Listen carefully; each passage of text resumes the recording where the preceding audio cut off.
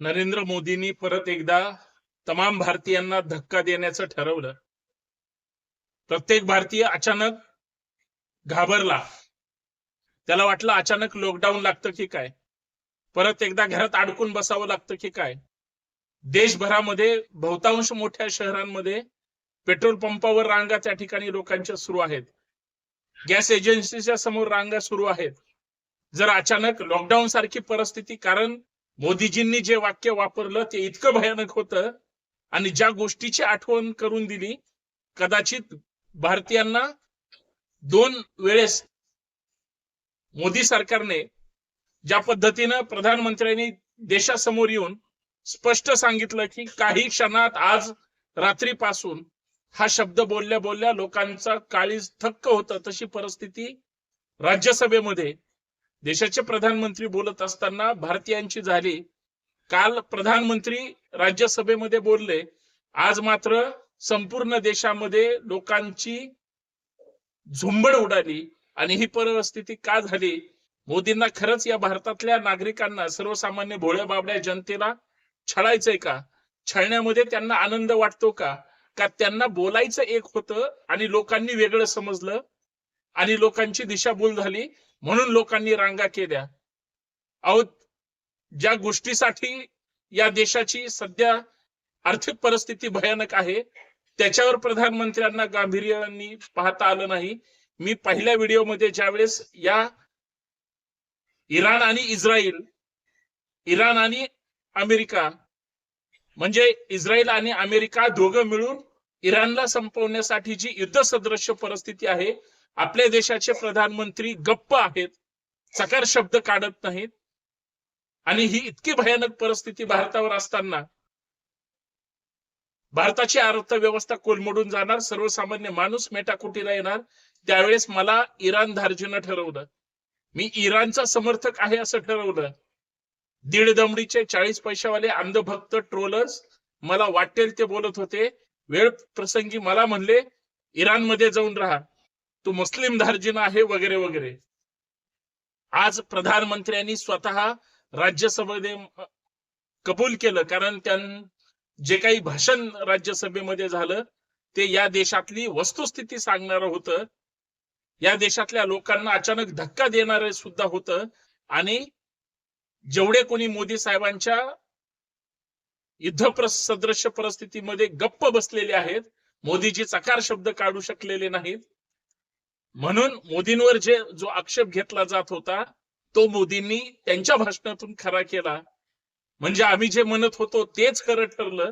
याचा अर्थ आम्ही फार शहाणे नाहीत, परंतु एकंदरीत देशाची परिस्थिती काय आहे आणि त्याच्यावर जर आमचे प्रधानमंत्री बोलणार नसतील तर आता अंधभक्तांनो, तुम्हाला तुमची लायकी दाखवण्याची वेळ आलेली आहे.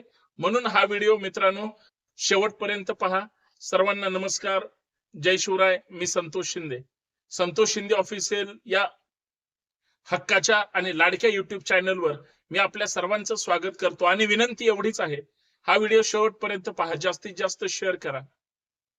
संतोष शिंदे संभाजी ब्रिगेड, बंडखोर नेता किंवा हिंदीमध्ये राजकीय वस्त्रहरण, आपलं हक्काचं युट्यूब चॅनल नक्की फॉलो करा, सबस्क्राईब करा आणि इतर व्हिडिओ सुद्धा पाहत चला. इराणवर आपली बरीच गोष्टी तरलेल्या आहेत, कारण इराण सोबत आपले 40-50 वर्षाचे जे संबंध आहेत ते मैत्रीचे आहेत. इराण आपल्याला काय पुरवत नाही, या देशाची दळणवळण व्यवस्था ज्याच्यावर अवलंबून आहे ते पेट्रोल, डिझेल, गॅस, या सगळ्या गोष्टी आपल्याला इराणकडून घ्यावं लागतं. इराण त्या बाबतीमध्ये संपन्न आणि श्रीमंत आहे.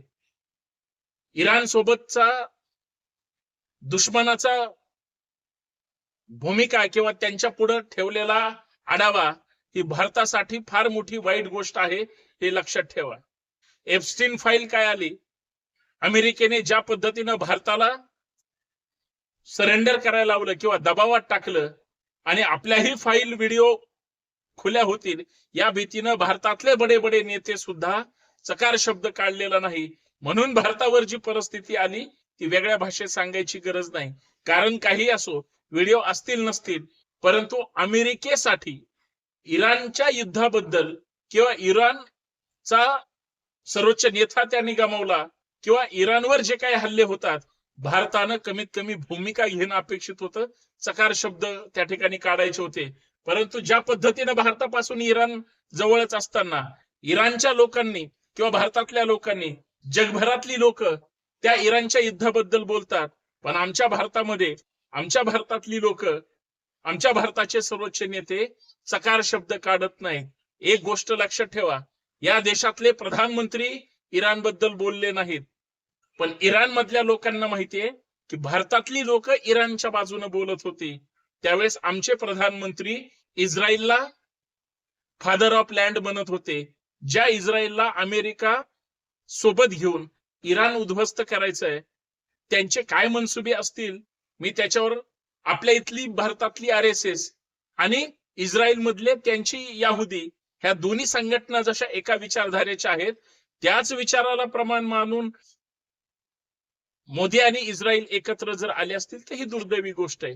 त्यांच्या मैत्रीचे संबंध असतील याच्याबद्दल शंका नाही, परंतु तुम्ही इराण बद्दल काही भूमिका घेत नाही. आज परिस्थिती अशी, राज्यसभेमध्ये त्यांना मान्य करावं लागलं. जरी इस्रायलमध्ये इराण संपवण्याचं स्वप्न असेल, अमेरिकेच्या म्हणजे डोनाल्ड ट्रम्पचं सुद्धा इराण उद्ध्वस्त करण्याचं स्वप्न असेल, पण इराण उद्ध्वस्त झालं तर भारत सुद्धा उद्ध्वस्त होणार आहे विना युद्धा. कारण त्याच्यामुळे भारताची जी आर्थिक परिस्थिती आहे ती उद्ध्वस्त झाली. फक्त भारताची झाली का? इराणवर जे जे देश अवलंबून आहेत त्या सगळ्यांची. याचा अर्थ आपण फक्त इराणवरच अवलंबून आहेत का? असं जरी नसलं तरी इराण मधून जे मिळतंय त्याच्यावर या देशाची गणितं चालतात, हे विसरून चालणार नाही. परंतु या साध्या सरळ गोष्टी कदाचित कुणाच्याही लक्षात आला नाहीत. आणि आता मोदीजी म्हणतायत, जर इराण इस्रायल युद्ध थांबलं नाही, इराण अमेरिका युद्ध थांबलं नाही, तर भारताची आर्थिक परिस्थिती अत्यंत बिकट होऊ शकते. कुणामुळे झालं याचा अर्थ याच्यात भारताचा काही संबंध नाही. पण त्याच वेळेस अमेरिकेला जर सांगितलं असतं मोदीजींनी की ही युद्धाची परिस्थिती नाही, तुमचे काही वैयक्तिक मतभेद असतील, आंतरराष्ट्रीय कायदा काय सांगतो, देशाच्या आर्थिक परिस्थिती काय सांगते, भांडवलदार म्हणून अमेरिकेकडे पाहिलं जातं आणि सगळ्यात ताकदवान जगातला देश म्हणून अमेरिकेकडे पाहिलं जातं, त्याच्यामुळे त्यांच्या आर्थिक परिस्थितीवर काही परिणाम होणार नसला तरी इराण सुद्धा एकटा पडला नाही. भारत जरी इराण सोबत नसला तरी तिकडे रशिया, चायना इराणच्या पाठीशी असल्यामुळे, कदाचित त्यांच्या भूमिकेसोबत असल्यामुळं हा सगळा धक्का देशातल्या अर्थात नागरिकांना भारतातल्या बसतोय. आज तुम्ही देशातली आर्थिक परिस्थिती डबघाईला येईन असं म्हणताय. मागचे 1-2 आठवडे 3 आठवडे युद्धाचे चालूच आहेत. एकमेकांचे काही नेते आणि इतर संपवण्याच्या गप्पा हे करतात, पण हजारो लोक इराण मधले मारले गेले, इस्रायल मधले मारले गेले, हे विसरून चालणार नाही. माणसांपेक्षा किंवा जीवापेक्षा कुणीच मोठा नाही आणि कुठल्याच देशाचा कायदा माणसं मारा असं सांगत नाही. उलट माणसाला जर इजा झाली, दुखापत झाली तर तिथले कायदे सक्तीनं वापरले जातात. आज देशातली जनता, आपल्या भारतातली जनता मोदी साहेबांवर विश्वास ठेवते असं गृहीत धरूया. आज अर्थव्यवस्था डबघाईला येईल, देशाची आर्थिक परिस्थिती वाईट होईल म्हणल्यानंतर लोक घडबडून जागे झाले. लोकांना असं वाटलं, कारण मोदीजी बोलता बोलता म्हणाले की या देशात कोरोना आला होता, जगभर कोरोनाचं संकट होतं, कोरोनात जशी वाईट परिस्थिती देशावर आली होती तशीच भविष्यात आपल्या भारतावर येऊ शकते. असं म्हणल्या लोकांना धक्का बसला की लॉकडाऊन लागतं की काय, महागाई अजून वाढते की काय, पेट्रोल डिझेल आपल्याला मिळणार नाही, कसं जगायचं, सिलेंडर जर नाही घरात आलं तर कसं जगायचं, लॉकडाऊन झालं तर काय होणार, असंख्य गोष्टी या सगळ्या लोकांच्या डोक्यात. पेट्रोल पंपावर रांगा झाल्या. एका मोदींच्या भाषणामुळे उभ्या देशामध्ये लोक परेशान झाले.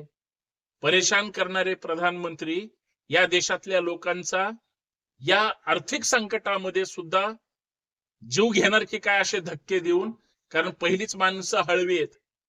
कोरोना जी गेली ती संपली, पण जे जिवंत राहिली त्यांना जर असे धक्के सहन करावं लागत असतील तर हे भयानक आहे. देशाची आर्थिक परिस्थिती खरंच नाजूक आहे, पण त्यासाठी देशाने कठोर भूमिका घेऊन जे आपले मित्र आहेत त्यांच्या सोबत राहून, जे आपल्यासाठी काहीच नाहीत, अमेरिका भारताला काही देऊ शकणार नाही, त्यांच्या एप्स्टीन फाईल ओपन होऊ नये म्हणून त्यांनी केलेलं हे षडयंत्र आहे.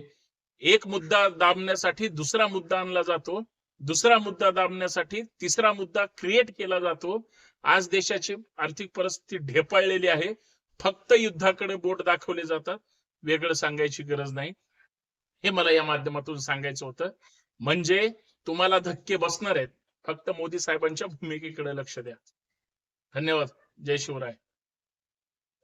काही असो, देशासाठी किंवा राष्ट्रासाठी आपण जागरूक नागरिक राहून लोकांसाठी खरं बोललं पाहिजे. आणि देश संकटात असेल तर राज्यकर्त्यांनी वाचवला पाहिजे. राज्यकर्ते जो चांगला निर्णय घेतील त्याच्यासोबत भारतीय नागरिक असतील. पण संकट आलीत आणि थाळ्या वाजवा टाळ्या वाजवा जर म्हणत असतील तर ही देशातल्या नागरिकांची चेष्टा आहे, ही विसरून चालणार नाही. धन्यवाद.